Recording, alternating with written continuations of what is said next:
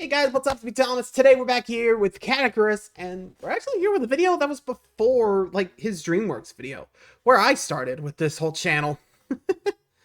So anyway, this one's called The Comical World of the 287 Worst Game Reviews Ever. Not sure there's a single source, knowing Caddy. I'm actually kind of curious how bad these reviews are. Well, Caddy, let's see what you found back in the day, huh? Not sure this is the start of the bricks, but we're about to find out. Be sure to like, subscribe for more. Hope you enjoy. Let's check it out. Here we go. Oh, oh, you're a great-looking bathroom. We just need one more thing to tie the room together. Perfect. Hang on. In Animal Crossing, there's a urinal. Game theory. My villager has a wang. I think I've been playing too many games. Can I go outside yet? No. Oh, yeah. The bricks. The world is still bricks. Well, if I have to be stuck indoors for another 3 years, I might as well catch up on my online video viewing. But what to look at? I mean, have you ever stepped back for a second and realized how gargantuan the internet is without even considering the size of the deep web? With such a canyon of content available to watch all over the internet, where does one start when they're looking for something new? Me? I look around on Twitter for those accounts dedicated to posting nothing but out-of-context clips. If I see some clips from things I've never seen before and they pique my interest... Ouch. And that's the next thing I want to watch. I mean, yeah, most of these accounts are for kids shows that I really couldn't care less about, or old TV shows which are really difficult to start binge watching because they're hard to find online, like Scooby-Doo out of context, Sonic Boom out of context, or Hannah Montana. But every so often you'll find a pot of gold. And no, I'm not talking about out of context Saudi football or out of context Mamma Mia. Oh, I'm talking about out of context accounts of YouTube shows. I'm getting you for this. Pirate gamer. I am always in the market for binging on a new YouTuber, especially with bricks. that going on, and it's actually the out-of-context Chadtronic Twitter account that got me watching him in the first place. Sometimes all you need are a few brilliant out-of-context clips, and that says all you need to know about a new channel that you may or may not like. It cuts out all of the time and energy you need to invest in searching through thousands of channels and thousands of videos that they'll have on their channels in order to find something that you want to see. Out-of-context clips, for me, are a brilliant advertising tool for new channels. This smoothly leads me onto one particular Twitter account that really stood out to me during one of those days that I was looking for the next piece of internet media that I wanted to binge. And all it took was one single image to get me hooked. Oh? After seeing this, I desperately had to find the show that this review score grid came from. Can you blame me? It spoke to me. It was hungry for my eyes. Oh. I can't see. After a little bit of research, I managed to find the origin of this image. It was from a YouTube channel known as Navigator. And on that channel, they hosted a show known as Gaming in the Clinton Years. Really? Huh. Yes. That's a thing. This is real. And that's not only the greatest name for a show I think I've ever seen, but on the Navigator channel, they decided to make it an acronym. So the start of every review video is titled Gitsy, which sounds like a Russian fizzy drink. Gitsy. It's good for your spleen. And you know you're in for something special when the names of these reviews are gems like Mask, the game, and my personal favourite, Ocarina of Time. I was incredibly lucky to even find this channel in the first place, because you see, even though I found these out-of-context YouTube channel clips of the show, this was never supposed to be a YouTube channel at all, and the show wasn't even originally called Gaming in the Clinton Years. It was originally an independent, low-budget public access TV show known as Flight of Fantasy, a video game discussion, interview, and review show created by this lovely crumpet known as George Wood in the land of Mary. He also had a few other people that sometimes did reviews, but those ones... The basic strategy for dogfighting is an attack from behind. ...aren't very good. The reviews that George himself presented all throughout the 90s have become slightly infamous for being some of the worst of all time. Not necessarily for the opinions he had. Super Mario World 2 is far better than the less than pleasing Super Mario World. Sometimes, but for the schizophrenic writing that changes the subject every 5 seconds, tons of completely false statements, strange line delivery. A ride on a tiger sounds like a lot of fun. Well, it is. The constant contradictions. That is one annoying flaw. So much for realism. Realism is getting boring in video games. The fact that he could rarely finish any single game he reviewed because of how bad he was at playing them, so just used cheat codes to skip to the ending. The following password will get you into the next level in Death Heem. Jokes that fall so flat they make you shrivel up. Music that has a totally cool beat. Ugh. And extremely felt questionable comments that make absolutely no sense to anybody. In Tomb Raider 3, create a storyline in which Lara gets breast cancer. What? What have I become? We guarantee the gaming world would be shocked, stunned, and moved at the effort to make Lara's character more meaningful. Meaningful. You know that Lara Croft? The millionaire explorer with handguns and a mysterious family history?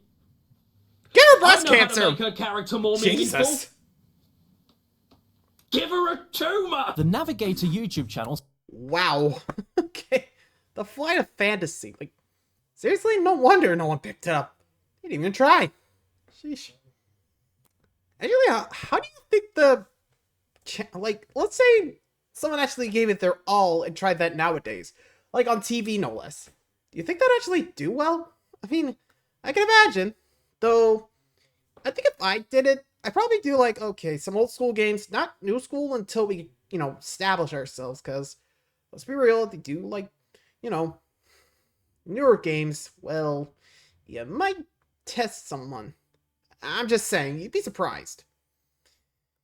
I don't know, what do you guys think? Well, let me know. How would you go about it? Anyway, moving along. Stands for the National Academy of Video Game Trade Reviewers, which is really bloody stretching it for an acronym. And all they did was archive all of the individual game reviews that were a part of the original TV show and re-upload them under the new title of...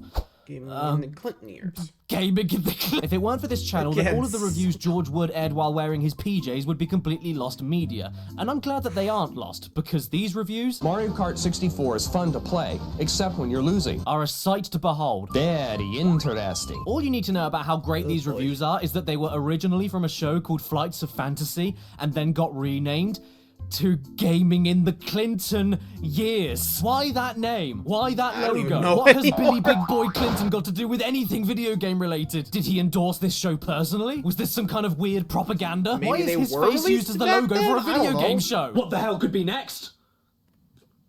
Washing in the Lincoln Years? And what about that pricky little theme song? I don't know if it's an original or if it's from a game or something, but god damn it, it matches the absurdity of the title card perfectly. Yeah, I remember they did a sneak thing to it. Just think for a second. You're making a game review show. You name it Gaming in the Clinton Years. You plaster William Smirk staring right at you, and then include the most simplistic yet ominous 8-bit tune of all time that gives the impression of Clinton stalking you. There it is. And the title of this video today isn't lying to you. When I said I was looking for my next binge watch, I meant it. Which is why I plonked my ass down, got comfortable, and forgot I needed to wash that super glue off my pants as I watched 287 of these reviews. Yuck, yuck, yuck. 287 of possibly the worst game reviews of all time. And as far as I could tell, this is every review available from Clinton's lapdog that you can find on YouTube today. By the way, 3 of these weren't presented by George, but you still got to see the plaque on Billy's teeth. These allegations. We're in for a rough ride, aren't we? And you'd think that's all I would have to say about the history of this show. But then you go to the Navigator YouTube channel and notice that there aren't 287 videos on there. Yes. There's 1,322. So how many Clintons are hiding in there? Well, if you know anything about me, I may not be stubborn, but I am extremely stubborn. So I went into the upload history of this channel and scrolled through all of the 1,322 videos to figure out what the rest of the videos were. And what I discovered is just as interesting as the reviews themselves. Enter the Gecko is Gex's second Gex game. That will get you Gex-cited. Okay, maybe the reviews are better. What we're saying? Out of the 1,322 videos, we already know that 287 are reviews, so that's easy enough. And then I counted a total of 767 videos dedicated to random B-roll, hints and tips, and occasional interview clips that have nothing to do with the reviews. You know, random cutscenes, endings, walkthroughs, intro cinematics, behind the scenes, promotion reels, stuff like that. And considering that most of these videos are less than 20 seconds long, most of these are really not worth talking about. Illusion of Gaia. One of the best stories ever for a video game. Someone please turn this into a movie. Be forewarned, the pig sacrifice is a shocking, dramatic twist.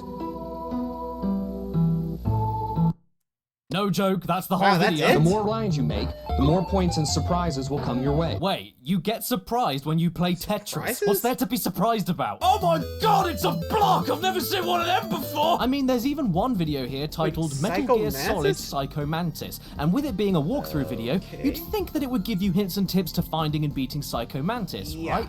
No! What are you? The floppy old sack? In fact, what you actually get is 3 minutes of George telling you what happens in the story, and then you get 10 seconds at the end of the video explaining Psycho Mantis. Just put your controller in the second controller port on the PlayStation. If you do this, he'll go down easily. That's it, that's all he says, in a video titled Metal Gear Solid Psycho Mantis. And the gameplay on display here is quite frankly embarrassing.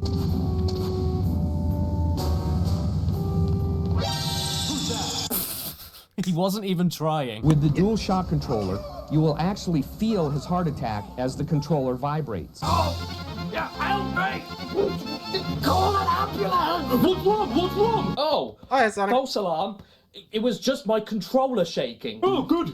I thought you were having a heart attack. So did I. It's exactly the same thing. Oh, look, it's a load of kids. Let's ask them some questions. Tell me, youth, what was your favourite part of Donkey Kong Country? Pretty cool and how they also made the Donkey Kong.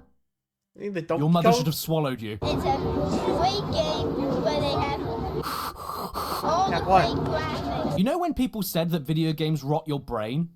I think they were right. But you didn't see this coming, did you? I've actually been secretly timing you all for the last few minutes, which is more than enough time for you to realise that 1,322 videos, minus 767 unrelated videos, minus 287 reviews, leaves us with 268 videos unaccounted for. So what Billy Willies are hiding in those ones? At this point, I had no clue how deep the rabbit hole was going down, but I was too far down to climb back out, so I kept on digging. And this is what I discovered. A lot of these remaining unaccounted videos are in fact duplicate uploads. No, not the same uploads added to the same playlist more than once accidentally. I mean that they're exactly the same videos uploaded twice to the same channel with unique URLs. Now, to be a little bit fair, a lot of these duplicate uploads are actually different video qualities, which is probably why they were re-uploaded in the first place. But usually the second upload only managed to improve from 240p to 360p. So that's basically the same jump as filming with a potato to filming with a peeled potato. And as I was shifting through this... Okay, what? Why would they do that? Like, would it be easier just to... I mean, why double upload? Like, wouldn't it be easier just to, you know, just get rid of it? Like, sheesh. I knew there was going to be some duplicates, but god dang. I mean, not over half of it, but still a pretty big margin of it. Like, yikes. You'd think they would have double checked. But then again, I guess they didn't really care. These Navigator guys. Anyway. Muck, I decided to count exactly how many duplicates were uploaded to the Navigator channel and write them all down as I was going. As you can see, there was one for Mega Man Legends, one for Quest 64, one for Cool Borders 3. Not too many, all things considered. Sorry.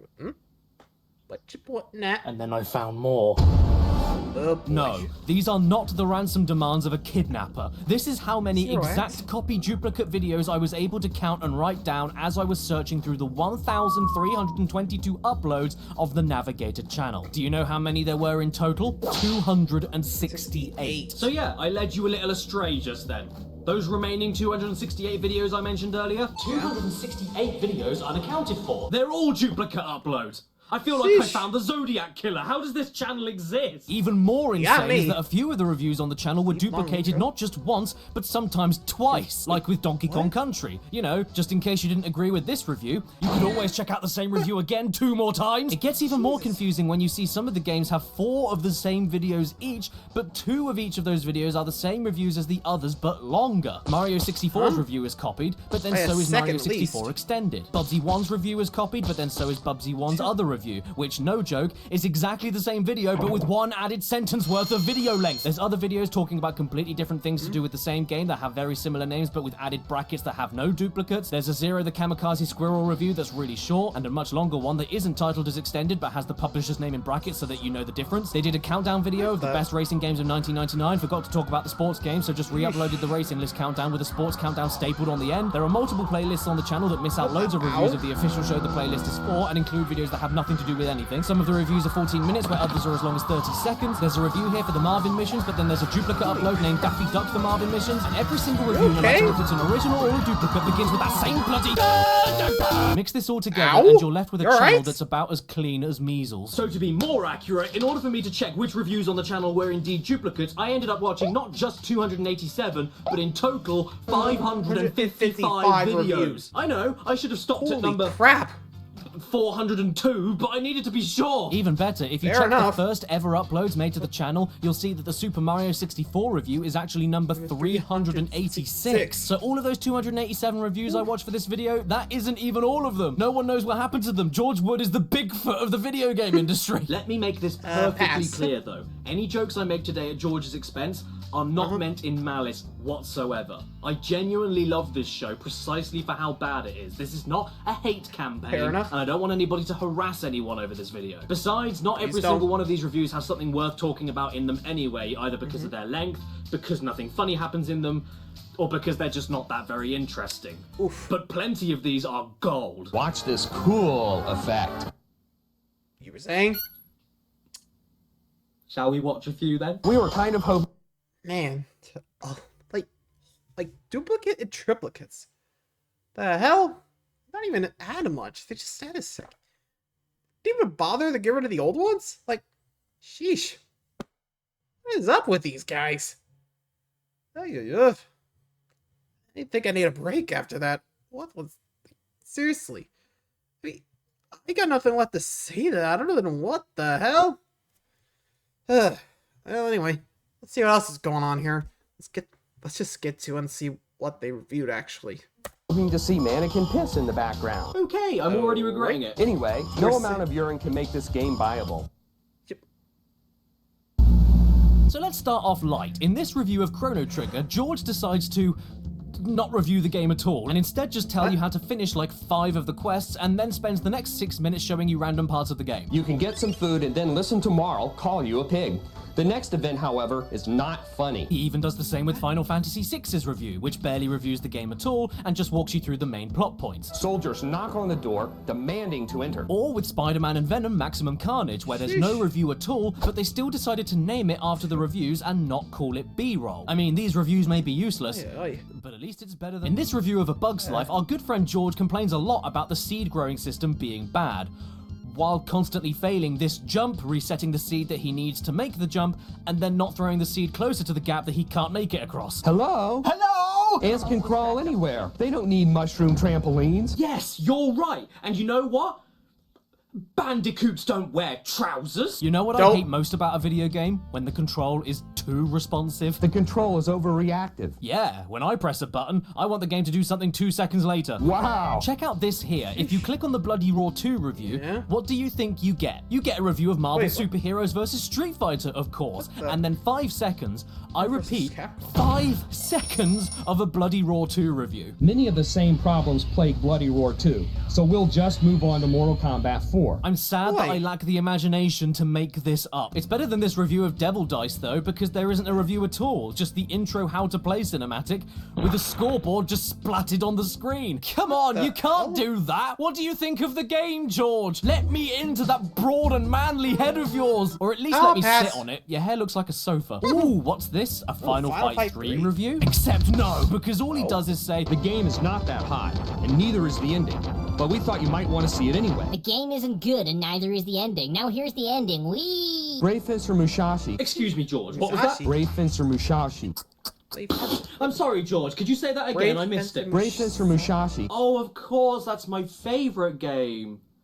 I love Brave and Mushashi. In one of his more famous videos talking about Castlevania Symphony of the Night, there's more to pick apart here than pulled pork. With no in-game cinemas or anything. You know, except for the plentiful voice acting. What is a man? Character building RPG elements is unique and impressive, but almost unnoticeable in terms of the effect on gameplay. Okay, first of all, how could you possibly say it's impressive when you think it does nothing? And secondly, did we play the same game? We got far into the game, but still felt far from the end. Ah, well, you didn't even finish it. That explains a lot. We also have a minor complaint about one aspect of the game's control. If you're standing still and you swing your whip, you can't jump until the whip has come all the way back to you. Now that's ridiculous, folks. That's how Castlevania works, Georgie Porgy! In fact, if you think the RPG elements don't do anything, why don't you equip a faster weapon to fix this problem? That is one annoying flaw. So much for realism. Ah, yes. Realism? Realism. In a fantasy game? In Dracula's castle, with fire-breathing three-headed dogs and old giant rotting men made out of flies. Shame on you, Castlevania. You aren't realistic enough. I'll take that one, thank you. doesn't even work in an office! The camera will catch Princess Jean in the shower. As a result, a feisty gal will punch out the lens of the camera. Isn't that a hoot? Why do I get the impression that this was based on a true story in George's past? Wouldn't be surprised. Bonk. Isn't that a hoot? Can I also bring attention to the fact that there are 2 Earthbound reviews that aren't technically duplicates, but one of them they did completely wrong, so just kept that one up and then uploaded a correct one? Seriously, on the first upload, the audio just cuts out completely after George says, Burger Shop! Arcade. Burger Shop. And they left this upload as it was. Navigator. Seriously, I love you. Quality no one control? buys a game Anyone? specifically for multiplayer options. Well... Gran Turismo wouldn't be the flop that it is. Well... We're all for good stories, but there are some established entities which defy that need. It's like turning Mario into a sports game. Well... The game would be better if we were treated with plot development. Have you ever played a Mario game before? Now, if you've been watching this video so far, I'm sure Anyone else that you all losing like noticed IQ the points at this point? Like, seriously. garbage picture quality of these videos. But to be fair, this is something that cannot be helped. You know, it's like paying your taxes. Unless you avoid them. Not only was this content some of the earliest of its kind, but this was back in the 90s, so you can't really help that everything looks like burned pastry. The surprising challenge, even on Child's Play, makes this game too hard for the tots, but perfect for the pros. But I do think they could have done a lot better with the sound mixing. So he embarks on a mission to collect as many yarn balls as possible. If there's one thing I love about watching my favorite game reviews, it's when the reviewer is trying to talk to me, but the music in the game is screaming at me at the same time. I don't know about you guys, but it makes me want to take one of these little things right here and push it right in further than the recommended amount. Blasto. Yet another wisecracking hero, like Bubsy, Gex, Toomba. Ah, yes, because Tomba is well known for his constant wisecracks. With all of that dialogue he doesn't have. Buster Brothers collection for the PlayStation. This blast from the past is, well, not worth busting your butt to get. Get it? No, I don't get it. Please explain. Buster Brothers. Bust your butt? Oh, thank you for that. Please stop. I was really lost. Even though it's right in front of you. Tisk, tisk, tisk. Really? His rants will come in handy on many occasions. Adults will like this brain teaser. And what? That's Adults it? will like this brain teaser and what? The Legend of Zelda. Not as good as the original for some unknown reason. You can't just say that. Why is it worse? Dude. Tell me, Georgie. Cool, dude. Nah. By the way, can somebody explain the difficulty rating section of the reviews to me? Go ahead. Because I don't get it. Take the Bugs Life review. 1 second he says, The gameplay is very simple. You might beat the game in one sitting. then in the next breath he says, The frustrating control has you fumbling around. but then the difficulty is rated E. Does this mean an E rank Easy is one too or easy? Does it mean hard? it's too hard? Does it mean it's unfair? Does it mean it's too imbalanced? Help me, Georg. You are stupid. Okay, Georg. You're the one that's stupid, not me. Why did I feel like to say that? I really hurt my feelings. And how about here in the Armored Core review? All you do is kill enemy robots. That task is usually way too easy, despite the very poor play controls. So it's way too easy, Seriously? and yet And you you give gave the it a difficulty a C? C? What scale are we working at? We did not review this title as a game. It's not a game. It's an interactive music experience. Well, if that's the case, then why did you bother rating any of this? There is no gameplay, so how could the difficulty be rated a B? But with the guide, we were able to beat the game in 1 4-hour sitting without saving. So wait, you give the challenge an A ranking, which I guess means the challenge is high, but how can you say that when you outright outright admit that you just followed a guide and finished the game in 4 hours. Georgie, Porgy, pudding and pie, kissed the girls and made them cheat at video games. We changed our challenge. Like, jeez. Like, did you even try? Like, I still remember when reviewers were like, get good or something like that. You know, and they call it like a bad game. But, jeez. This is definitely an example of reviewers just not understanding video games. They don't even try, you know? Which, I mean, honestly, if I was a game reviewer, I would be at least like a week with the game. I don't know about nonstop, but still, at least, I mean, once, really? Anyway. Challenge rating of the game to a C, mainly because we beat it unexpectedly. Unexpectedly? That sentence right there sums up everything perfect about this show. They so rarely ever beat the games that they review that it surprises them when they do. We want to show you the entire game, but unfortunately, we just don't have the time. He couldn't even beat Search for Reptar. The game takes 45 minutes. Yeah, this is it, lads. I'm gone. I'm out of here. I don't want this anymore. It's sending me. I've been sent. We're not quite sure if we'll ever beat this one. I mean, look, if you're stuck on the easiest level of Disney's Tarzan, we could not pass the Stampede level without cheating and using the Game Shark. Then you probably shouldn't be left to review Contra 3. That's all I'm saying. And you should not have to jump onto a vine to get it moving. Anyone who's ever climbed a rope knows you can wiggle your body and get it moving very quickly. What are you talking about? You can do that. Did you try pressing the move buttons while you were there? No. The buttons that make you move? First of all, lower the difficulty level to 1 star and change the number of rounds to 1. Imagine if nowadays you had to read a review from a journalist that couldn't beat a tutorial level. Damn. This is exactly what watching gaming in the Clinton years is like. It's like you're watching a carpenter hammer his thumb repeatedly while complaining about the fact that he didn't buy any nails. I mean, just look at this Johnny. He's right next to the base easiest enemies in Doom 1 and yet doesn't fire back until a good 3 seconds later. And then when playing ODT on PS1, he decides, you know what? I'm just gonna run right off the edge of the cliff and blame the game for it. Falling off cliffs is rather easy when the camera doesn't show them to you in time. Did George play all of his games blindfolded? It is unknown whether the actual gameplay is more like Tomb Raider or Doom. Okay, maybe he didn't. Maybe he's just blind. Ever since Tekken, swords and axes have become a staple in fighting games. Oh, yeah, because Tekken 1 is so well known for their characters with weapons. All two of them. Like I mentioned earlier, George is also quite infamous for going completely off the rails about anything. Just get over it. This is the age of South Park. We don't like South Park, but we do like Resident Evil 2. Like in this review of All-Star Baseball 99, where he gets quite irate about the names of one of the stadiums. Why does every game, with the exception of Ken Griffey Baseball for the N64, list the Baltimore Orioles Stadium as Baltimore Stadium? They have the correct name, so what's the deal? Are the Orioles so pig-headed about the use of Oriole Park at Camden Yards that they only let Nintendo use the name? That really stinks. I mean, I don't know what he's talking about. Maybe it's very serious and political. But come on, dude. I'm not going to boycott a video game because the name of a baseball stadium isn't correct. The Orioles have the sun on the top of the scoreboard. Instead, this game has an imitation, El Sol. Another title, Griffey Baseball, has the sun. Okay, well, now I'm boycotting it. We had a lot of fun creating 3 fat black ladies fighting 1 skinny white turd. Okay.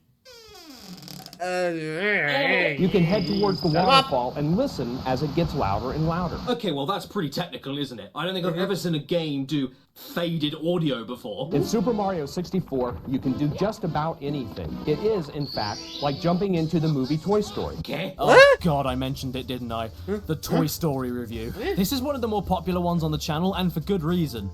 It's completely psychotic. When you pop in this game, the first thing you notice is the poor edging on Woody. Oh yeah? Edging? That's the first thing you notice? You will not get a 7-minute review for Toy Story as a game. Instead, you get an incoherent and disconnected rant all about Silicon Graphics computers, and it's just as enthralling as it sounds. The Toy Story movie was done with Silicon Graphics computers. We don't know, however, if the game actually used Silicon Graphics computers. Why didn't Disney Interactive use Silicon Graphics computers? Disney Interactive did not use SGI computers. Donkey Kong Country was created with Silicon Graphics computers.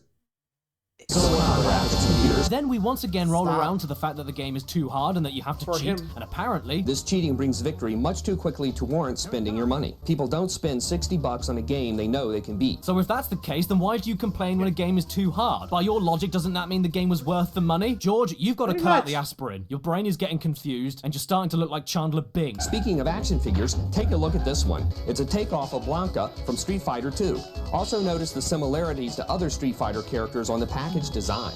Aha! We caught these guys ripping off Capcom. Anyway, let's get back to Toy Story. I think George has grown in a tube. The real star is the level design.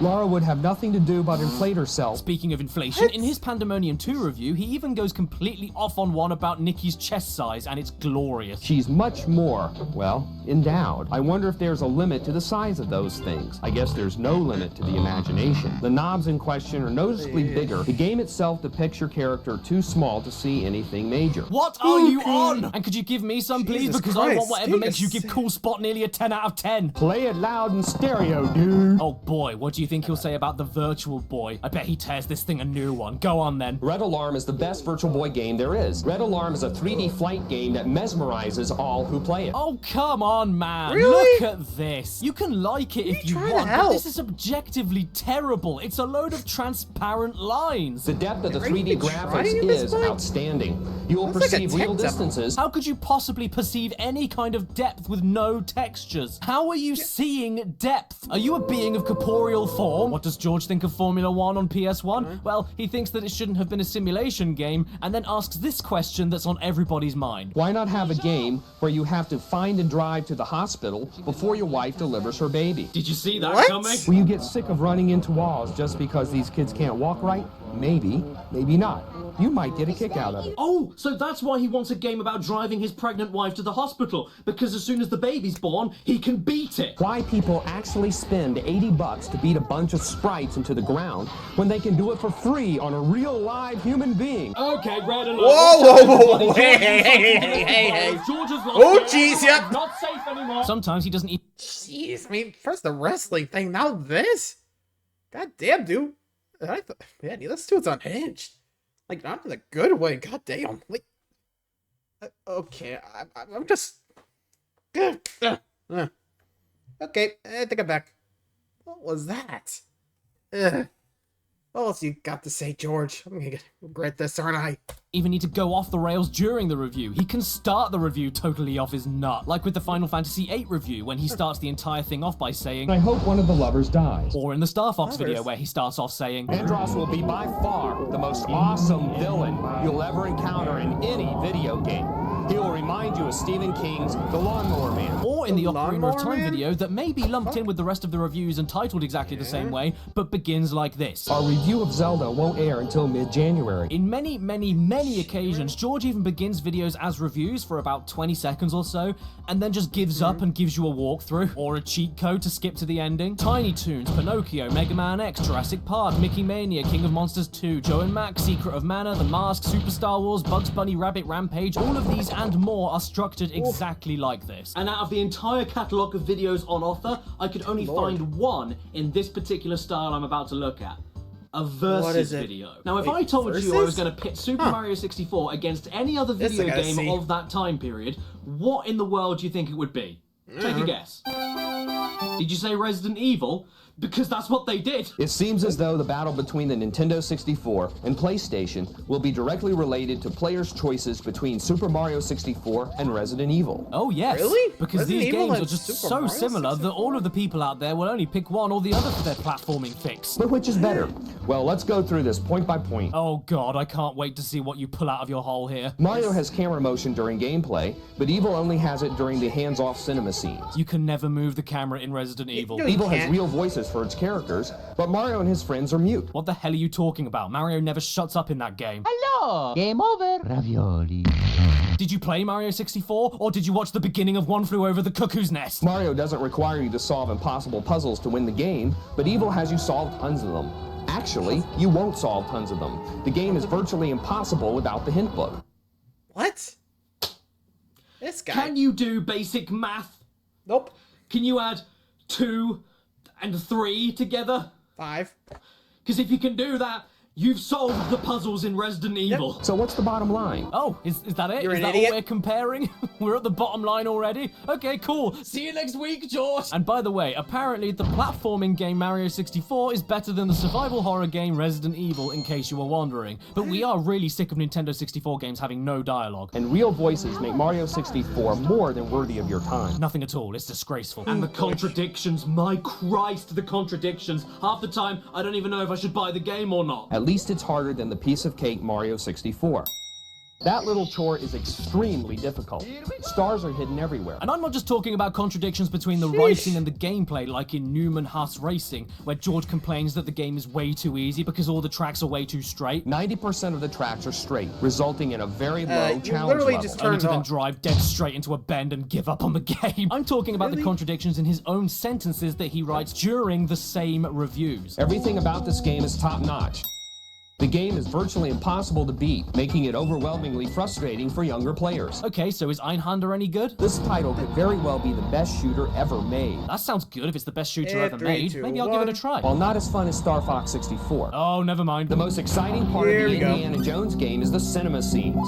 They're amazing. They're really What? that's just stock photos. Still images. Boring interstate scenes. Oh, okay, don't worry. Apparently still images are now terrible. While the dual stick control is ideal for situations like the rowboat, it seems unnecessary for actions like swinging a net to capture wayward monkeys. Swimming controls are way too fancy and cumbersome for their own good. Oh, Trying? thank God you told me that. I was about to spend 50 quid on the game this weekend. The control isn't bad, perhaps not even awkward.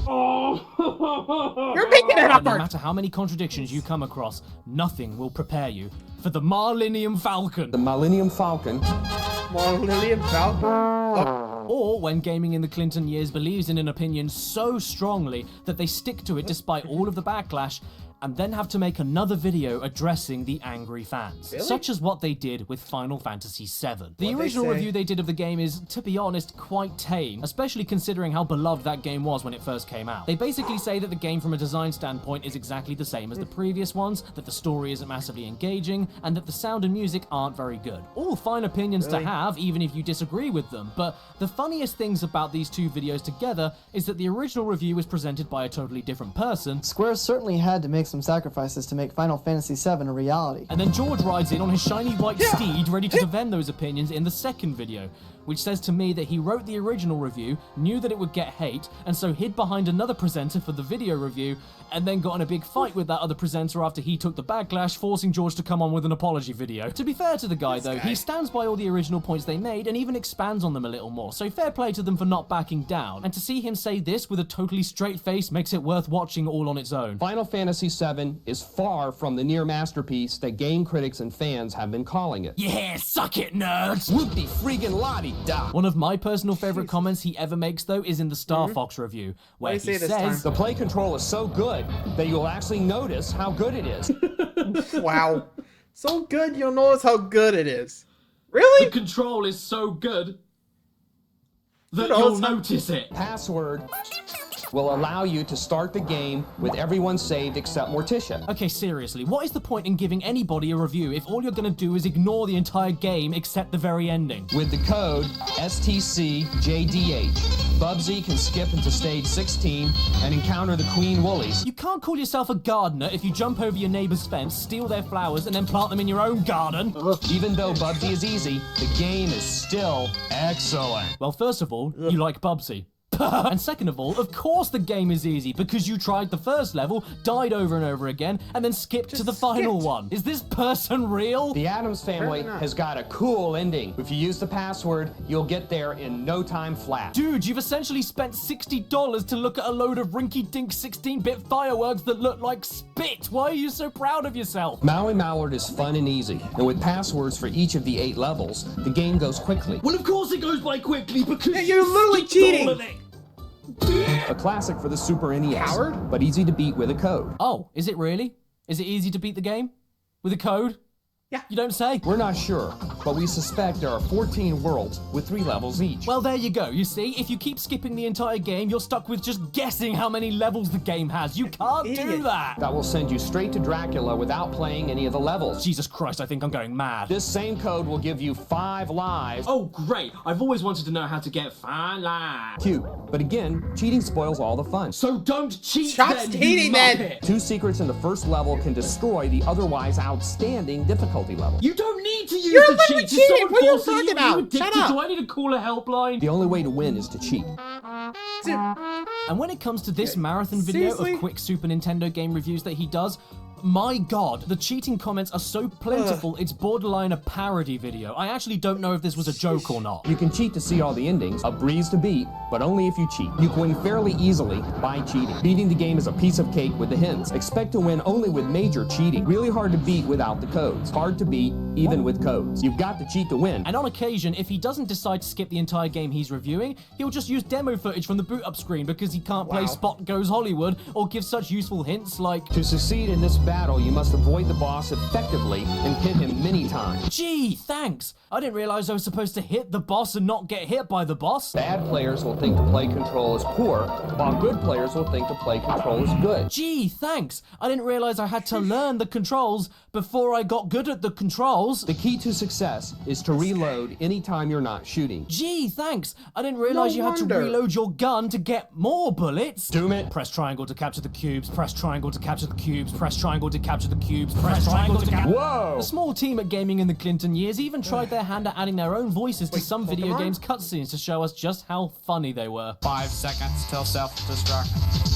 4, 3, 2, Guys, 1. I think we should take the time door. Hey, that's a good idea. Let's go. Quick. Good idea. Let's go. Now. Whoa! And speaking of being funny, Mystery yeah, we've seen a Science lot of the Theater jokes that these guys 3000. tried to execute throughout these near 300 Jesus reviews. Christ. I'm starting to get the heebie-jeebies. And where I do indeed is understand that heebie-jeebies, comedy is okay. subjective, You know how we love lame humor. I personally found myself laughing at every single one of them. The bugs are bugging him, which is ironic because the bugs are bugging a bug. But not for the reasons they want. A trapdoor opens up and I'm thrust into the depths of the basement of this old, disgusting, roach-infested building. Well, that just happened. Just kidding. Whatever happens though, this is still public television we're working on, so we have to cut down on the profanities. That snow speeder kicks a major you-know-what. Okay, so before I go clinically insane, I think it's about time that we done? wrap up gaming in the Clinton years. And boy, what a trip that was. I won't lie, shifting through the mud of over 1,300 videos to pick out 287, but then watching 555 in total to make sure that the copies were actually copies.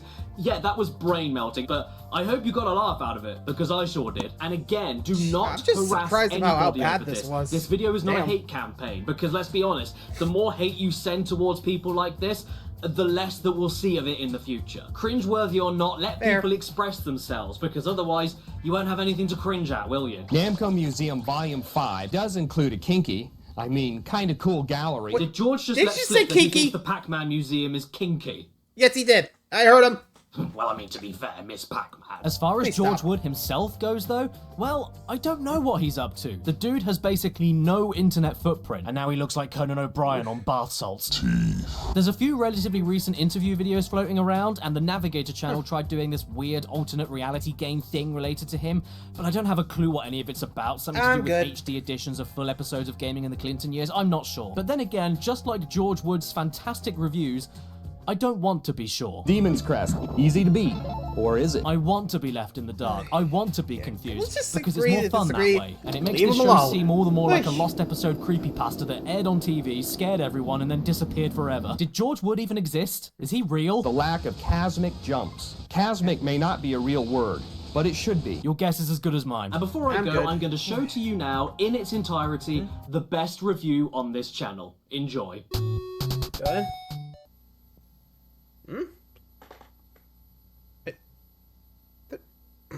Barely anything. That's it? And remember, everybody, If you don't play this game, you're not a true gamer.